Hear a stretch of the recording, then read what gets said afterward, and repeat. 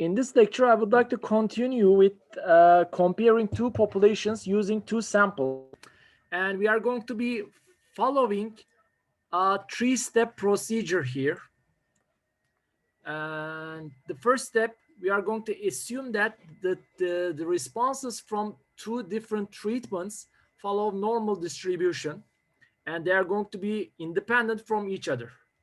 And this is going to be an important assumption because when it comes to the next lecture, which is going to be about paired t-test, we are going to be essentially, we are going to be focused on this independence assumption, and we are going to be constructing a certain type of test that is going to violate this independence assumption. Therefore, we are going to change the architecture of the t-test.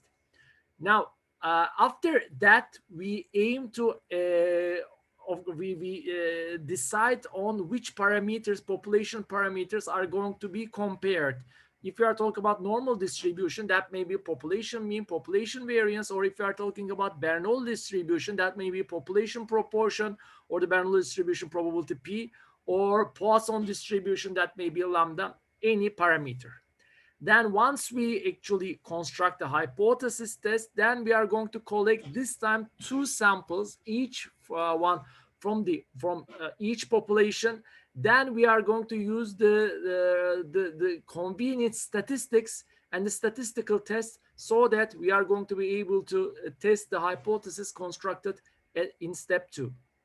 So first we are going to start with the case of the, which I call unrealistic case, where sigma square is known here, right? And we are talking about two normal distributions, and we are interested in the population means from these two normal distributions. Actually, we have talked about this case, how to determine the estimator for such a problem, in lecture 6, chapter 7. I'm going to give you the link related with that. And for if you go back, you are going to see that a plausible estimator for the difference in population means is the difference in sample means. And we, for that case, we have already found that, we have already proved, and there is still, and here is again the proof, that the expected value of the difference in their sample means and the variance of the difference in their sample means are given with those expressions. And note that since x1 and x2 are normal distributed, and this is a linear function of x1 and x2, the resulting statistic, which is difference in means of two in sample means, is also normal distributed. Therefore, this statistic will have an expected value and the standard error. Therefore, when we apply standardization to this normal variable, what we end up is a standard normal distribution. So this Z statistic is going to be assumed to have a normal distribution when Z x1 bar minus x2 bar is equal to mu1 minus mu2. So actually we are going to be following the hypothesis test using the same logic for when we have used for a single variable case. So for two variable case, the difference between two variables, it is the very same thing here. It's the statistic, the expected value is standard error. And we are going to be, we are going to have to assume that, of course, this statistic is going to be normal distributed. So using this rationale, we can come up with two-sided confidence intervals. Here, I'm not going to go into details about that because we have talked about these for a single variable case. This is just the application for another statistic derived from two variables, two sample statistic, but still this is a single statistic. Therefore, the very same logic applies here. And when it comes to hypothesis test, again, a very similar strategy will be followed. Instead of mu is equal to mu 0 versus mu is not equal to mu 0, this time this mu, this single population parameter, is going to be replaced by the difference in population parameter values.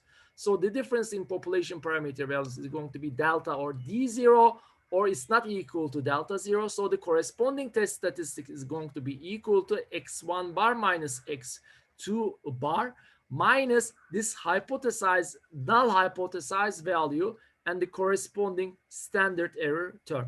And we are going to be considering this hypothesis test as a significance level alpha. Therefore, we are going to be interested whether Z0 value, its absolute value, is greater than Z alpha over 2 value. The very same identical approach we have followed previously. There is nothing different here. So a simple example, let's talk about that. And well, a new medical treatment, let's say that the problem is we have a new medical treatment is claimed to be effective for the plasma, or is going to affect the plasma, the blood. To test this claim, a control and test group of randomly chosen 8 and 10 people respectively are formed. Now, first of all, I want you to pay attention to these phrases here: a control and a test group.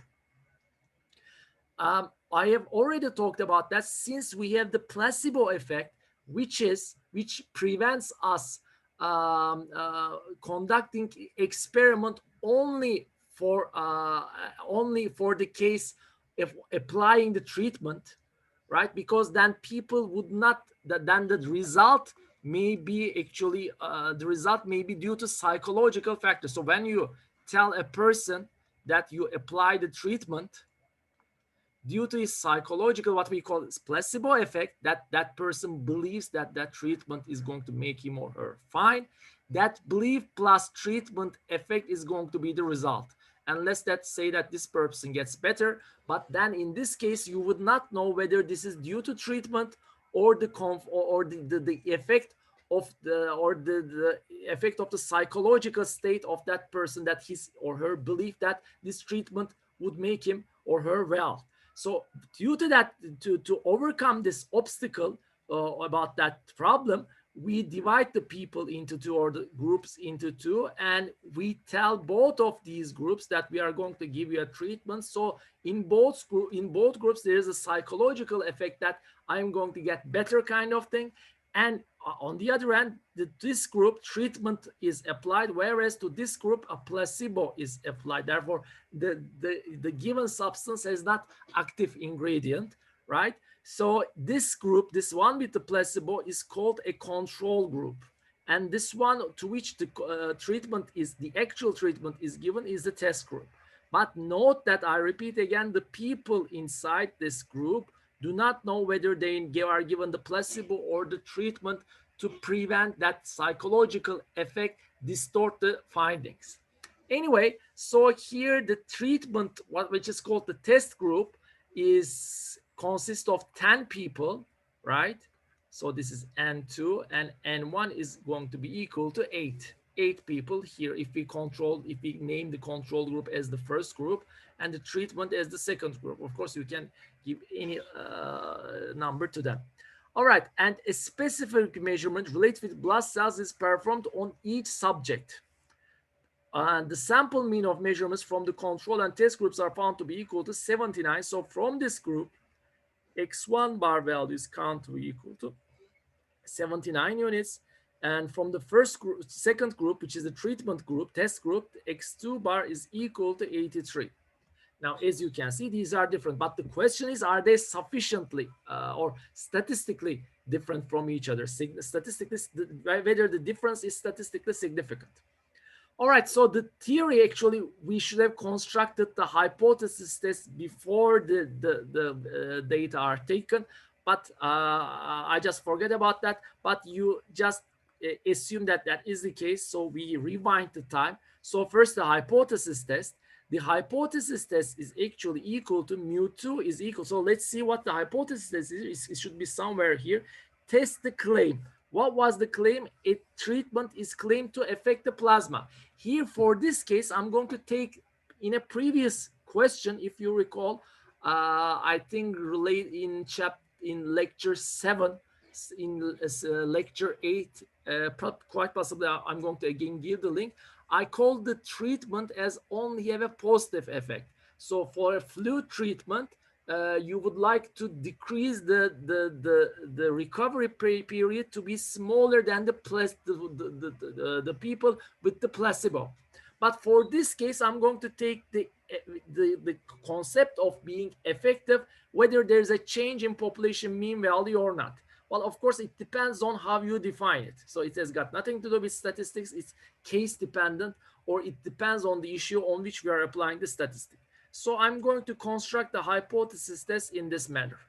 Whether the population means from the treatment and the placebo populations, they are equal to each other, which means that treatment has no positive, negative, whatever. It does have no effect on plasma, or whether that treatment has effect on plasma, right? It may be a positive, it may increase or decrease, whatever the thing that we measure.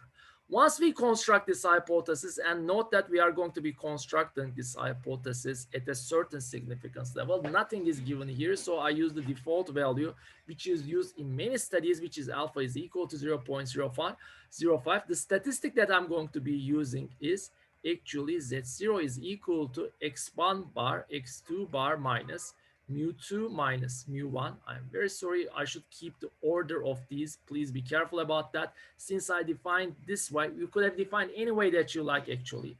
Note that this is equivalent to saying mu2 minus mu1 is equal to 0, or mu1 is equal to mu2 is equal to 0. As long as you keep this 2 and 1, these numberings associated with the group, so 2 is going to be related with treatment and 1 is going to be related with the control group, it's going to be fine. You write whatever you want. That's how I approach the problem. And divided by, we are going to need the standard error of this, actually divided by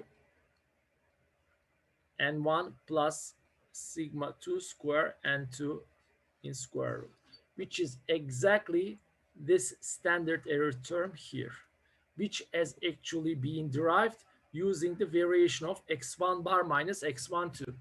Mu1, we are going to give 0 here. So in this case, this is going to be standard normal distributed if, of course, H0 is true. Okay, now do we know, we can conduct now the test here. The test results are obtained. And do we know anything about sigma? Yes, previous studies have shown that variance of the measurements from groups who are given placebo or treatment are equal to 22.6 and 32.6 and 26.5. Therefore, sigma 1 square is equal to 22.6 and sigma 2 square is 26.5. So when we put all of these values here, x2 bar minus 83 minus 79, as you can see, the treatment has, of course, the effect of the average from sample average from the treatment differs from the sample average from the placebo. But actually, if you take sufficient number of significant figures, then this should always be the case. And there is a 4-unit difference. The question is whether that 4-unit difference, is it statistically significant enough so that we are going to deem that the null hypothesis is incorrect. And how are we going to decide that? We divide this by the noise in the system. I'm going to be talking about the concept of noise in the next lecture related with pair t-test, but this is the inherent variability in the system. So if we can beat that, then we are going to say that this difference is not due to inherent variability, but due to a real difference in population mean values. So this is going to be 32.6 divided by n1 was equal to 8, and n2 is, okay, this sigma 2 is going to be 26.5 divided by 10. And when I do the calculation, I'm going to find this to be equal to 1.44. And I'm going to compare this, since I assume that this is standard normal distributed, I compare it with 0.025, which is equal to 1.96. Therefore, let me write it here. Z0 value, which is 1.44, is smaller than Z0.025, which is equal to 1.96. Therefore, in this case, we are going to say that, actually, let me erase all of this, since this is the result that we find. Let me get rid of these. We are going to say that we won't be able to reject the null hypothesis. But let's write it in a more formal conclusion, including the information given here in this statement. There is insufficient evidence to suggest that treatment is effective, has any effect. Note that this is at confidence level of 0.95. So in order to find the p-value, we find that this, so let me write the p-value here. P-value is going to be equal to 2 times 1 minus cumulative distribution function of 1.54.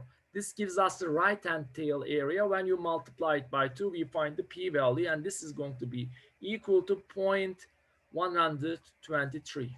This is not a very high p-value, so if I were a researcher, I would be a little bit skeptic about this result. There is insufficient evidence. For the time being, yes, but I would continue with the research, maybe conduct a test with a larger size.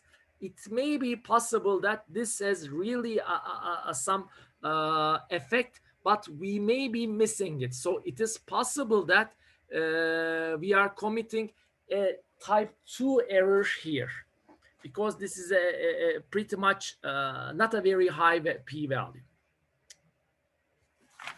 Okay, now just like the case we have covered in TDIS in confidence intervals and hypothesis tests, we start with the unrealistic sigma square known case, then we continue with the sigma square unknown case.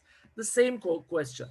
Difference in the means of two independent normal distributions, but sigma square unknown. So the only thing that's going to change from this case is we would not be knowing this denominator.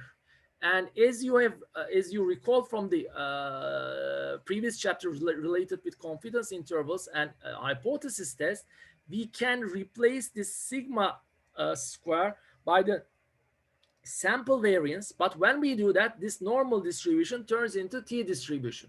That was basically the idea. There is a very similar approach here, but unfortunately there is more to do. So let's be careful about the whole thing here. Now, at the very beginning, this problem can be solved using two different approaches. And these approaches are not only confined to statistical methods, but they are also related with the experimental procedures. So what do I mean by that? Now, if we conduct a certain experiment that I'm going to be talking about right now, we are going to be solving this question using independent or unpaired t-test statistical approach, which I'm going to talk about next. If on the other hand, some other method of experimenting is used, which I'm going to talk about in the next lecture, which is going to be called paired treatments. We are going to pair treatments in single specimens or subjects. If that type of experimentation is performed, then we are going to be conducting paired t-test. So this one, and in the next lecture two, will not only consist of different ways of solving the question, but these methods belong to different experimental procedures. So what is the experimental procedure related to independent t-test approach? Okay, if you conduct the experiment in this way, let's say that we have a treatment 1 and treatment 2. One of them may be, for like the previous question, that may be a treatment, the other one may be a placebo, or maybe we are really comparing two different treatments. For instance, we are comparing two different dyes, right? How are they going to look on the walls? We are going to be comparing two different car tires, right? So these kind of things. So in this case, of course, as I explained in the previous lecture, we need some subjects or specimen on which to apply these treatments. And let's say these are the potential subjects on which we are going to use the treatments. Let's say that we have 100 of these subjects here in a room, in a package, whatever. If you randomly take 50 of them or any number, but usually using an equal size in two treatments increases the power.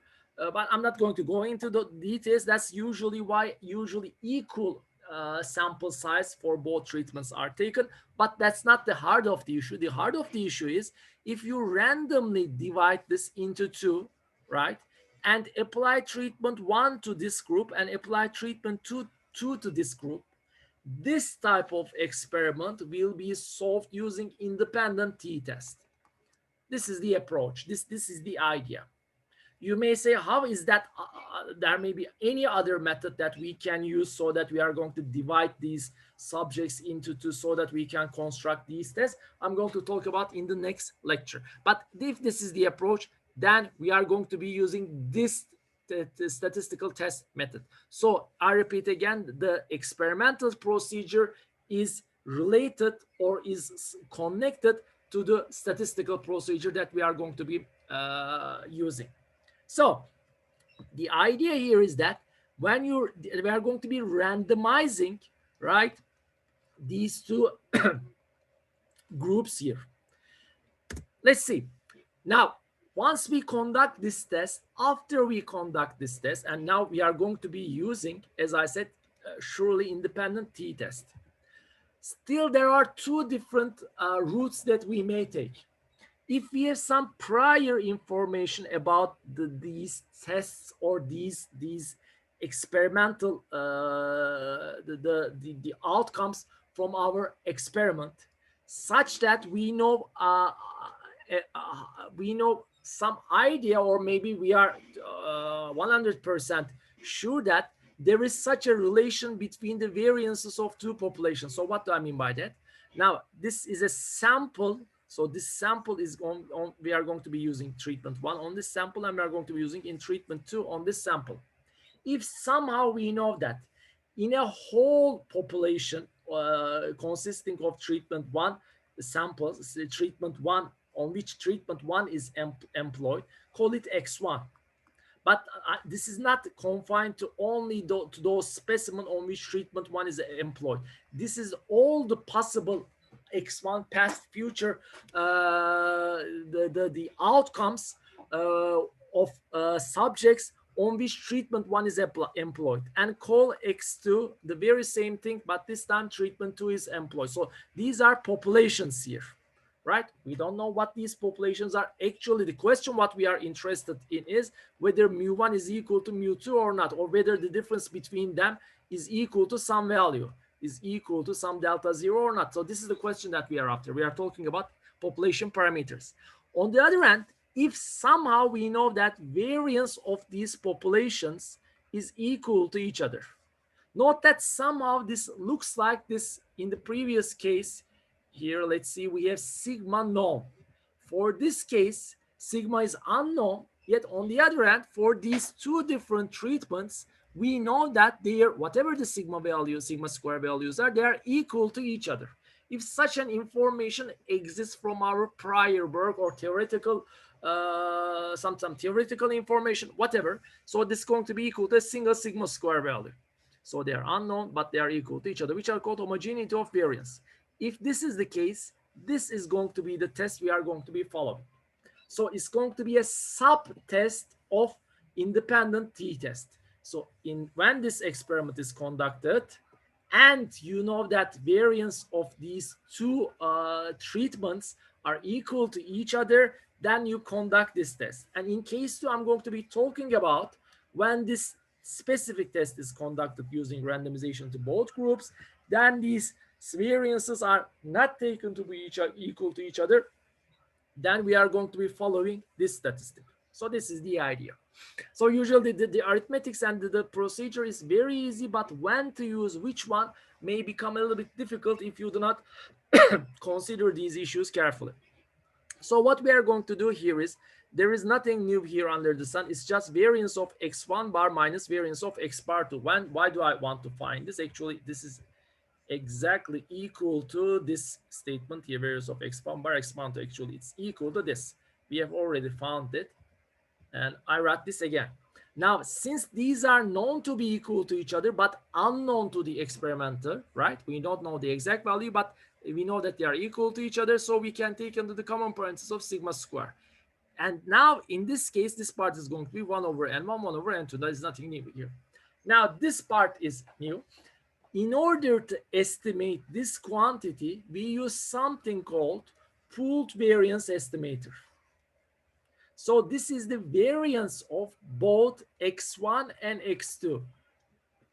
And in order to estimate this, note that the procedure that we apply is a little interesting. We find the samples variance from the first sample. Now we are into samples because we are trying to find the estimate of this quantity, right?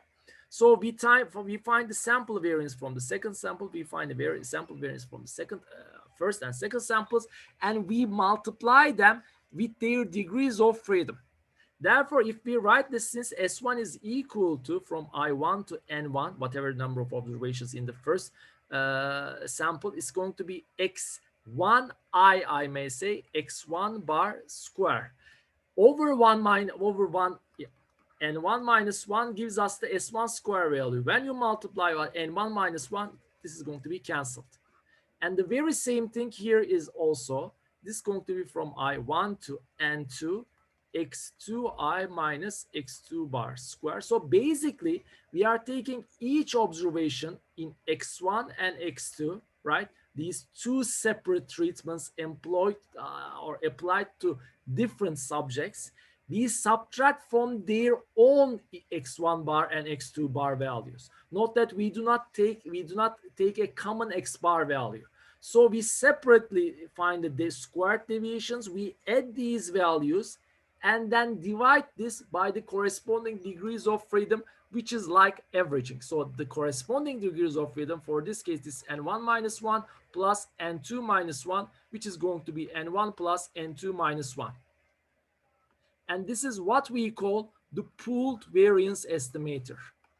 And SP square is going to be an unbiased estimate for this quantity. So in this case, our test statistic T0, note that this is going to be now t-distribution.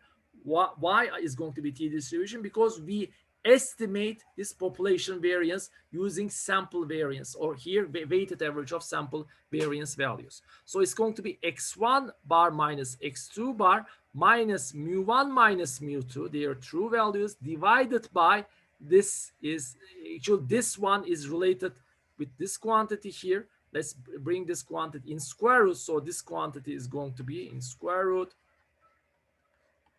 n1 plus n2, right? So you can take this out, getting rid of the square root operator. So this is going to be equal to estimate of population standard deviation in square root 1 over n1 plus 1 over n2. And instead of this quantity, we write its estimate. Therefore, we determine the T0 statistics. And in this case, the T0 statistics is going to have, if mu1 minus mu0 is the expected value of this quantity, then this is going to be T distributed with N1 plus N2 minus 2 degrees of freedom. This is the logic is very similar to single sample t-test. In single sample t-test, that was the idea. This quantity was T distributed with n minus 1 degrees of freedom because that was a total sample size. Here we have two independent samples, but we are going to be subtracting one element from each of these samples. Why? Because we used x bar here in determining S1 square and S2 square values. So from each of them, 1 degrees of freedom is lost. Therefore, there's going to be a minus 2 and actually here minus 2 here. So this is the general approach. It's actually pretty much straightforward and simple. Now, case 2 is the more general case, I may say, because if you don't have any information, in many cases, it's difficult to come up with an idea about the variance of two populations, right? You may assume that the variances are not equal to each other. Actually, this shows a lack of knowledge. And you may say that why not directly use this one? Well, if you have some information, it's a good idea to use the previous one. The idea is because in this case, the test statistic T0 is exactly t-distributed. You may say, how else could have been this? Would it be possible that it wouldn't be exactly t-distributed? Yes, for this case, we are going to have a test statistic, which I'm going to talk about now, but the resulting T0 is going to be approximately t-distributed. As you get larger sample sizes of x1 and x2, then this approximation will be, this approximately will go to exactly, but For small sizes, there's going to be an approximation to the distribution. Yet for our purposes, this is going to be sufficient. So what is this method? The idea is exactly the same. Again, the numerator the same. Denominator is now, instead of these variance values, variance of 1 and variance of 2, I have used S1 and S2. So very similar to the original equation. The only thing is, instead of the variance, population variance values, I have used their unbiased their estimators here. Now, the interesting point here is this. This one is going to be, again, approximately t-distributed with v or k degrees of freedom. But k is not equal to n1 plus n2 minus 2. No.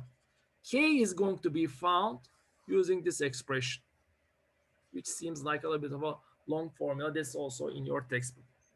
So once you find this k using this expression, it's going to be pretty much simple. Let's solve a question related with that. Let's say that we have daily arsenic concentrations from 2 different regions. And we have reason to believe that those from 2 different regions, the arsenic concentrations are independent. This is a very important thing to check. And they are normal distributed.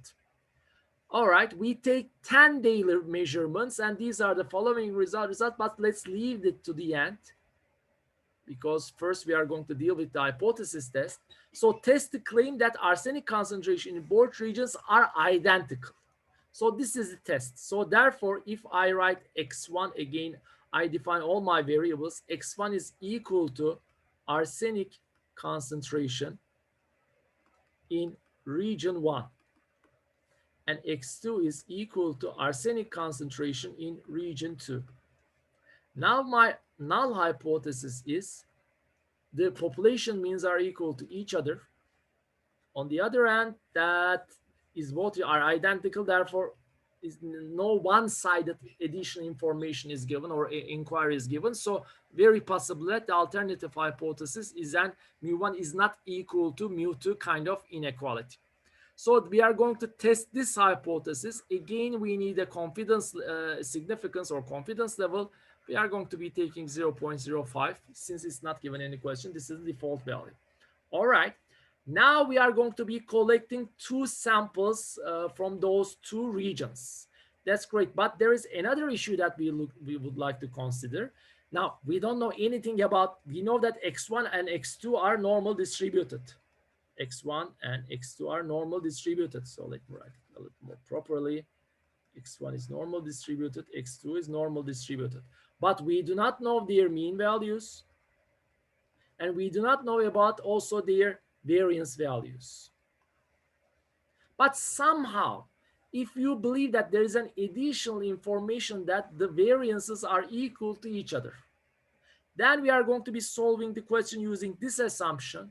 Then on the second, as a second case, we are going to be solving the question using this assumption. Note that in reality, we do not follow this approach. We usually have some information and we apply it, or we don't have any information, so we apply this rule here. So use this method and use this method. That's not a very statistically valid method, I may say, but this is just for an exercise.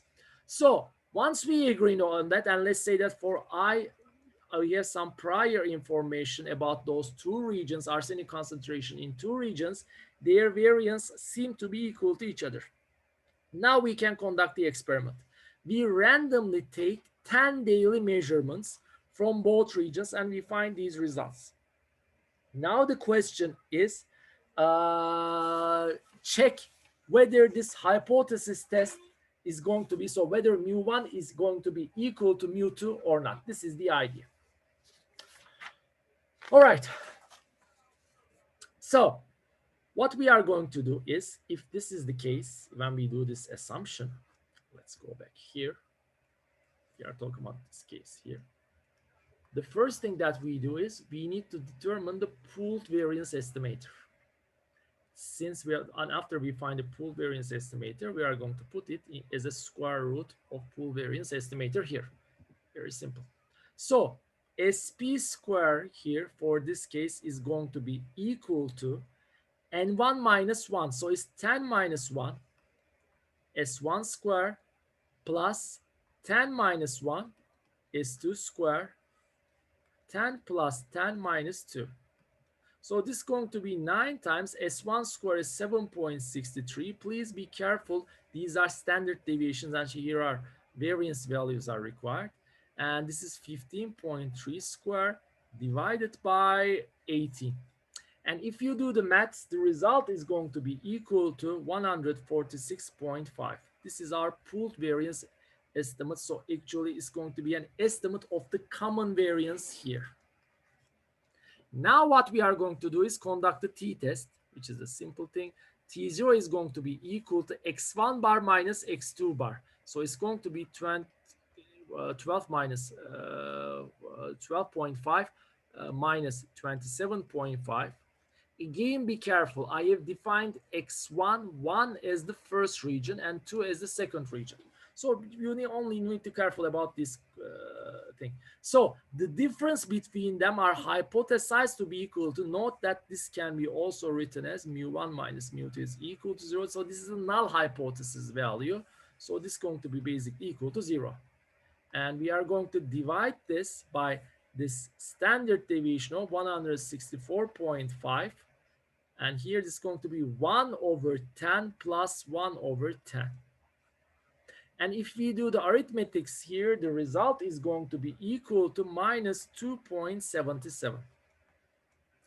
Actually, to be statistically rigorous, actually at this step, we should have also found this value, T alpha over 2 with the corresponding degrees of freedom, which is N1 plus 2 minus 2. So we need T 0.025 with how many degrees of freedom? 18 degrees of freedom.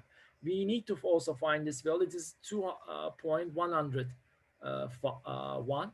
So this is the value which we should compare. So our T0 value, it is absolute value is equal to 2.77, is greater than the upper critical value that I should compare to, which is equal to T 0.025 with 18 degrees of freedom, which is 2.1. Since this is the case, now we are going to say that we have sufficient evidence to suggest that arsenic concentrations or mean arsenic concentrations in both regions differ. If you like, you can also write the significance or confidence level here. So in order to find the p-value here, we have to find the t-values at 18 degrees of freedom, which encompass that minus 2.77 value. So if you do that, actually, if you look for in the t-distribution table, let me copy here, 0.005 at 18 degrees of freedom is found to be equal to 2.878. And t-distribution value at 0.01 with 80 degrees of freedom is found to be equal to 2.552. Okay, there is some white space here. Let me write it. So in this case, we can write it this way, 0.005. The number of zeros, okay, yes. And let's find the negative t value here. This is going to be minus 287. This is actually, or let's take the other one, the absolute value. I think it's going to be better. This is going to be, that value is greater than T0 value in absolute values, which was found to be equal to 2.77.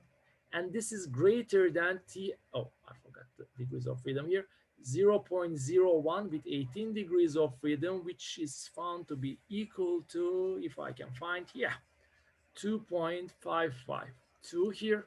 That's great.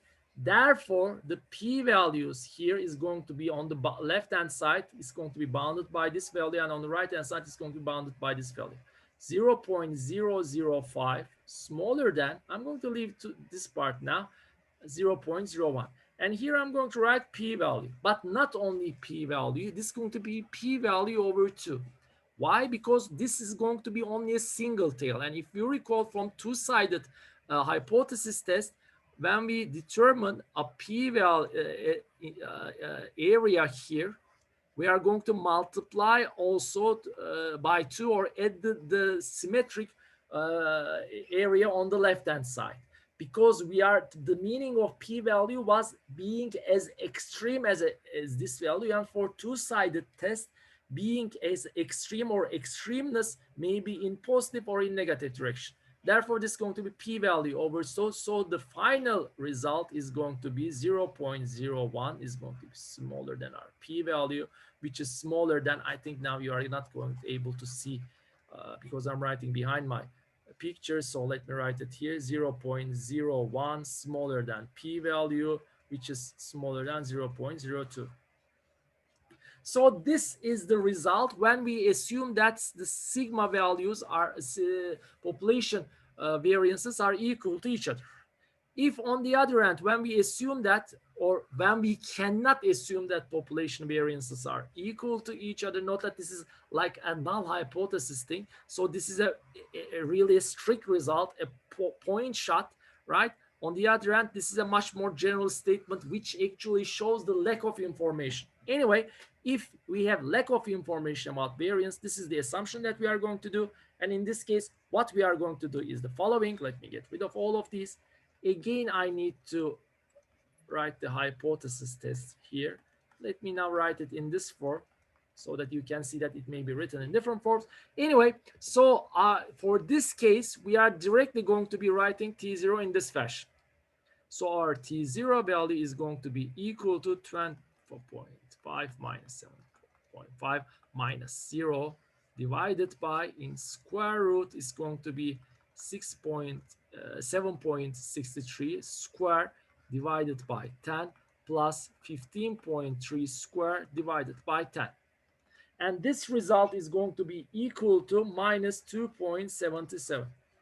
Well, actually, this came out to be same result as the previous case, as this one. Actually, the reason is related with the equal number of sizes here, the equal sample sizes here. If they were not equal to each other, the same T0 value wouldn't have been found. Now the question is, to which value are we going to compare this value? So T alpha over 2, so we are interested in 0.025, but what is the degree of freedom here? So K is going to be determined using the equation here. And I'm going to be using the equation here. It's going to be easier for me to put these values. 7.63, 15.3. Let me write it here without forgetting. All right, we have 10 here plus 10.